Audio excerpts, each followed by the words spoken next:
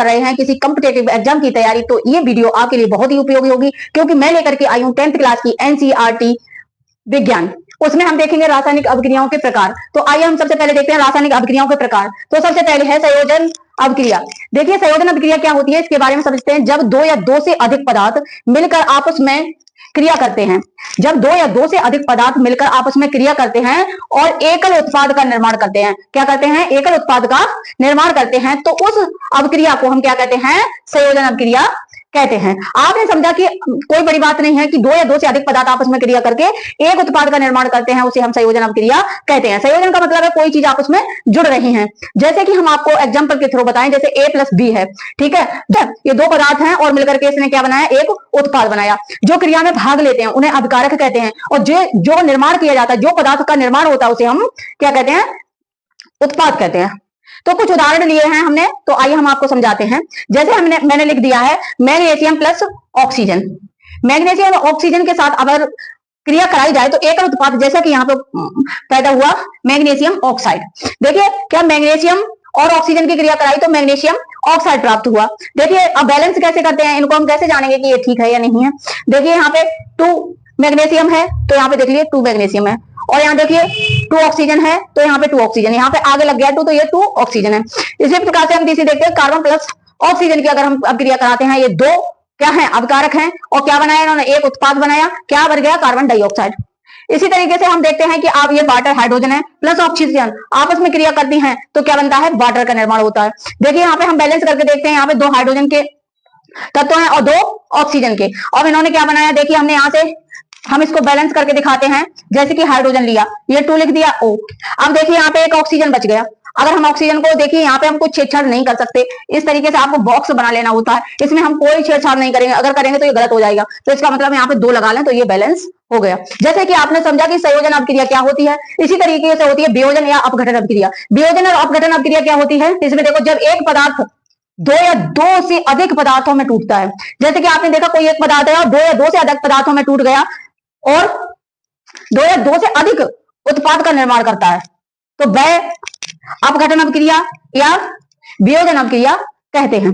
आइए इनके कुछ एग्जांपल हैं जिसके बारे में हम समझते हैं। एग्जांपल क्या है इसमें, देखिए यहाँ फेरस ऑक्साइड है, सल्फेट है, और फेरिक सल्फेट एकल क्या है, अभिकारक है, और फिर इससे देखो 2 या 2 से अधिक उत्पाद बन रहे हैं तो क्या क्या बन रहा है, फेरिक ऑक्साइड बन रहा है, ये देखो, और फिर क्या बन रहा है, सल्फर डाइऑक्साइड बन रहा है, और सल्फर ट्राइऑक्साइड बन रहा है। जैसा कि आपने देखा ये फेरिक ऑक्साइड क्या है, ठोस अवस्था में है, और ये सल्फर डाइऑक्साइड और सल्फर ट्राइऑक्साइड ये क्या है, गैस अवस्था में। तो आप आई होप आपको समझ में आया होगा कि किस तरीके से एक पदार्थ आपस में टूट करके 2 या 2 से अधिक यानी उत्पाद का निर्माण करता है। आगे हम नेक्स्ट अभिक्रिया को अब हम समझते हैं विस्थापन अभिक्रिया के बारे में।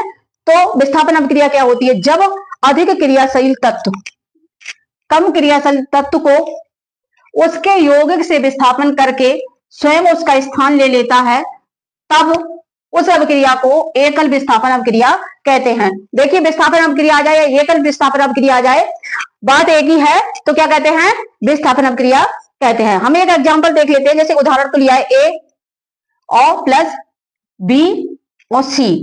तो हम देखते हैं A है वो अधिक क्रियाशील तत्व है, और इसमें B है वो कम क्रियाशील तत्व है, और ये A अधिक क्रियाशील तत्व है। अब ये क्या करेगा, A इस B को अलग कर देगा और B का स्थान स्वयं ही ले लेगा, जिस तरीके से एग्जांपल में दिखाया गया है। आइए हम कुछ इसके उदाहरण देख लेते हैं। जैसे कि आयरन अधिक क्रियाशील होता है, और यहाँ पे कॉपर कम क्रियाशील है। यहाँ पे मिलकर दोनों कॉपर सल्फेट है। देखिए एक तो आयरन है, दूसरा है कॉपर सल्फेट। इसमें कॉपर कम क्रियाशील होता है, सल्फेट ज्यादा क्रियाशील होता है, तो ये क्या बना देगा, आयरन सल्फेट बना देगा, क्या, आयरन सल्फेट। और कॉपर कम क्रियाशील था तो उसको इसने अलग कर दिया और इसकी कॉपर की जगह इसने स्वयं ले ली। तो आप समझ गए होंगे कि विस्थापन अभिक्रिया क्या होती है। आइए दूसरे एग्जांपल से समझते हैं। यह है जिंक और यह कॉपर सल्फेट। तो देखिए यहाँ जिंक है वो अधिक क्रियाशील है और कॉपर कम क्रियाशील है, सल्फेट अधिक क्रियाशील है। तो जिंक ने क्या किया, कॉपर सल्फेट को अलग कर दिया और कॉपर का स्थान स्वयं ले लिया, तो ये हो गई जिंक सल्फेट। इसी तरीके से हम तीसरा एग्जांपल देखेंगे। देखिए लेड है, इसको Pb लिखा जाता है लेड को, और ये कॉपर क्लोराइड के साथ क्रिया किया, तो यहाँ पर कॉपर को ये क्या बन गया, लेड क्लोराइड बन गया, इसमें कॉपर को विस्थापन कर दिया। तो आई होप आपको समझ में आया होगा कि विस्थापन अभिक्रिया क्या होती है। आइए हम आप दूसरी नेक्स्ट अभिक्रिया के बारे में पढ़ते हैं।